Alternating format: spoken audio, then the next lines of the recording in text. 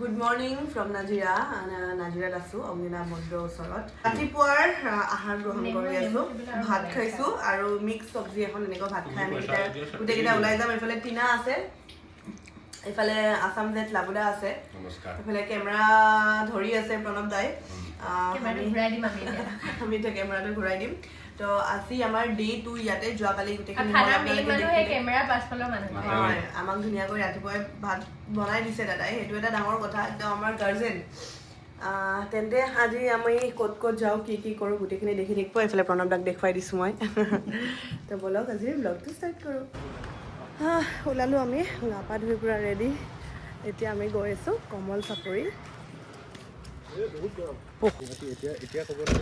আহি পালোঁ আমি ইয়াতে। আজি লাবুদা কি কাম হ'ব আমাৰ?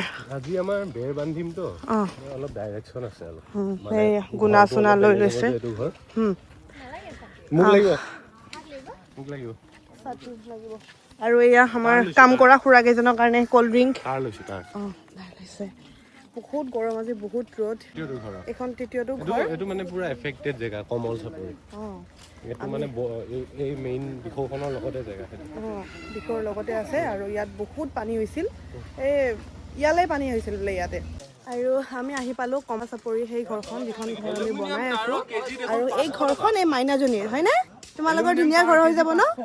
বানপানীয়ে কি কৰিলে তোমালোকৰ ঘৰটো? বানপানী ভাঙি দিলে ঘৰটো। এতিয়া আমি নতুন ঘৰ বনাই দিম ন? কি নাম তোমাৰ এবাৰ কৈ দিয়া? নাজমিন বেগম। আৰু চবতকৈ দুখ লগা কথাটো হ'ল মাইনাজনীৰ মাক নাই, তাই দেউতাকৰ লগত থাকে। মোৰ শুনিয়ে মানে বুকুখন কিবা এটা বেলেগ ধৰণৰ অনুভৱ, বুজাব নোৱাৰোঁ। কিন্তু আমি চেষ্টা কৰিম মাইনাজনীক যিমান যি আমি কৰিব পাৰোঁ। তাইৰ কাৰণে এটা ছাতি আনিছোঁ। তুমি স্কুলত ছাতি লৈ যাবা, স্কুল যোৱানে? স্কুলত। মোৰ পিছফালে সেই ঘৰটো দেখিছেনে? এই ঘৰটো আছিল এইখিনিতে, আৰু বানে উটুৱাই নি ঘৰটো পোৱালে সেইখিনি। তৃতীয়টো ঘৰ। আৰু মোৰ লগত আছে লাবুদা। এই আমাৰ কামবোৰ হৈ আছে, দাদাহঁতে খুৰাহঁতে কাম কৰি আছে। আপোনালোকৰ কাৰণে কল্ড ড্ৰিংকছ লৈ আহিছোঁ, গৰম যিহেতু কল্ড ড্ৰিংকছ লৈ আহিছোঁ। নমস্কাৰ দেই দাদা, নমস্কাৰ। সেইজনী টিনা, সেইফালে টিনা। ভাল হ'ব না? ফোন কৰি দিওঁ। সকলৰ কাৰণে আমি ঠাণ্ডা লৈ আহিছোঁ, আৰু চবেই এতিয়া আমি মিলি ঠাণ্ডা খাম। ঠাণ্ডাটো খাই লওক।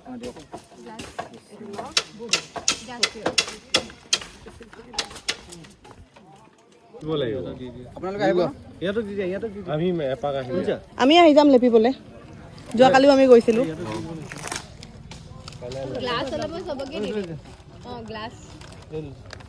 দাদাহঁতৰ লগত খাইছোঁ। খুৰা গৰম কেনেকুৱা? গৰম বৰ ধুনীয়া গৰম দিছে দেই। ইয়াৰ নামতে বেৰখনৰ নাম হয় নেকি? কুকিলা। এডাল কুকিলা, আমিডালৰ নাম এডালৰ নাম কুকিলা। আৰু এইডালৰ ওপৰতে গোটেই বেৰখন নিৰ্ভৰ কৰি থাকে। টাইট হয় এইডালৰ ইয়াৰ নাম কৈ দিওঁ। এইডাল কি বুলি কয়? এইডাল খাপোৱা বুলি কয়। খবোৱা।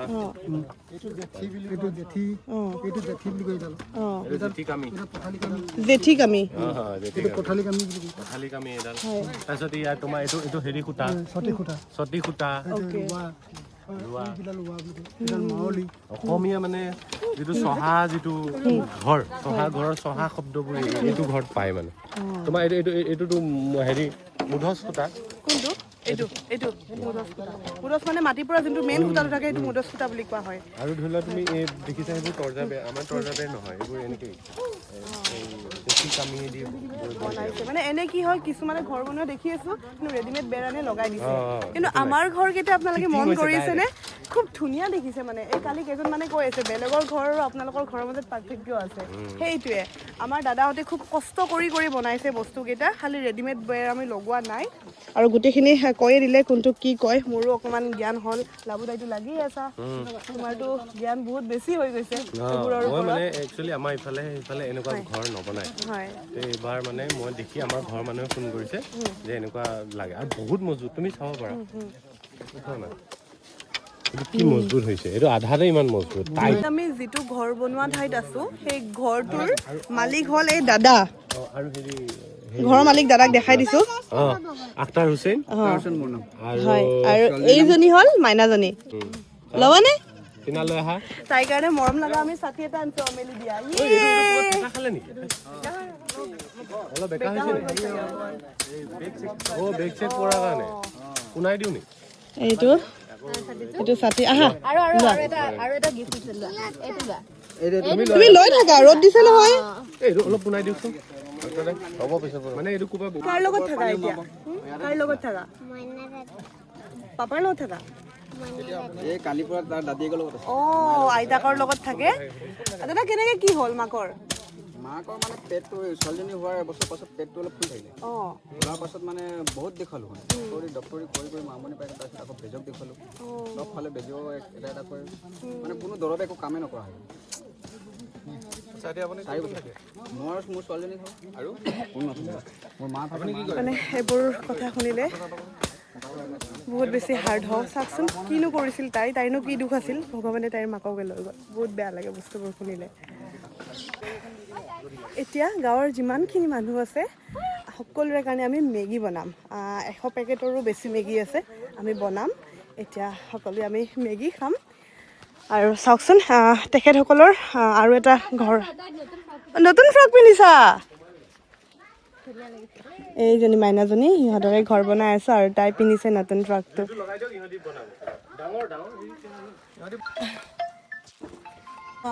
ইয়াতে জুই ধৰা হৈছে ইয়াতে আমি বনাম মেগী 100 পেকেটৰ বেছি আছে মেগী এয়া সেইফালে লাবুদাই মেগী কাটি আছে এফালে আমাৰ টিনা 100-150 জন মানুহৰ কাৰণে টাৰ্গেট কৰা আমি কামৰা মানুহখিনিৰ কাৰণে নিজে মেগী বনাম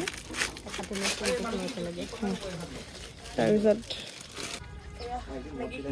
দি দিছোঁ যিহেতু ডাঙৰ বাচনৰ অভাৱ হৈছে তো আমি 20-22 পেকেটকৈ বনাম আৰু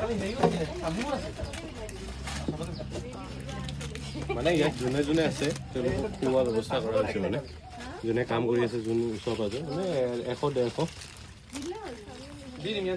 বাবু পানী বটল এটা দিয়া বাবু এটা চৌকা হ'লে সৰু হ'ব ডাঙৰ চৌকা আমাৰ লগত নাই সেইটো কাৰণে আৰু এটা এনেকৈ বাইদেউ ব্যৱস্থা কৰি দিছে বাইদেউগৰাকী ব্যৱস্থা কৰিছে এনেকৈ টিং এটাত আমি এনেকৈ কেৰাহী পাতি ইয়াতো বনাম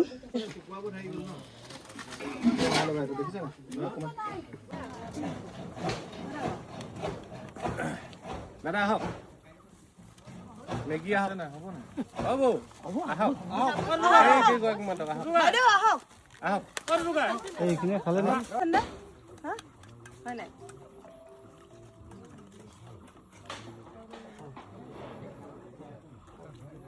কিন্তু কাম বন কৰি ভাগৰি জুগৰি এতিয়া বৌ এজনীৰ ঘৰলৈ আমি ভাত খাব আহিছিলোঁ বৌয়ে কালি যে লাগি আছিল আমাৰ ভিডিঅ'ত সেই বৌগৰাকীৰ ঘৰত আমাক আজি নিমন্ত্ৰণ লৈছিল আমি গোটেইকেইটা আছোঁ এইফালে লাবুদা টিনা নবদা আমি গোটেইকেইটা আছোঁ বৌ বহুত ভাল লাগিল আপুনি ইমান ধুনীয়াকৈ বনাইছে কিন্তু আজি লাইনটো নাই কাৰণে ভিডিঅ'টো ভালকৈ কৰিব পৰা নাই আমি ধুনীয়াকৈ খালোঁ ঔটেঙা দি বইল দালি তাৰপিছত কচ মাছ বনাইছে বাঁহৰ গাজ আছিল ৰ'ব আৰু নিজৰ ঘৰৰ মুৰ্গী মাংস খুব ধুনীয়াকৈ খালোঁ বৌ বহুত বেছি ভাল লাগিলে বৌয়ে দিছে আমাক গামোচা বৌ আপুনি বোৱা নেকি বৌয়ে ঘৰত বোৱা গামোচা আমাক দিছে সেইখন ধুনীয়া গামোচা বহুত ধন্যবাদ আমি আপোনাক কি দিম এতিয়া হয়তো একো নাই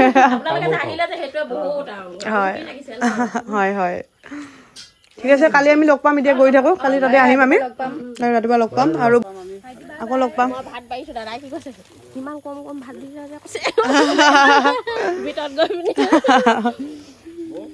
এতিয়া ৰাতি এতিয়া কেইটা বাজিছে আহিছোঁ দেই বাই বাই 8:10 বেছি দেৰি হোৱা নাই ডিগ্ৰীটো খোলা আছে মই মাৰি দিছোঁ ৰ'বা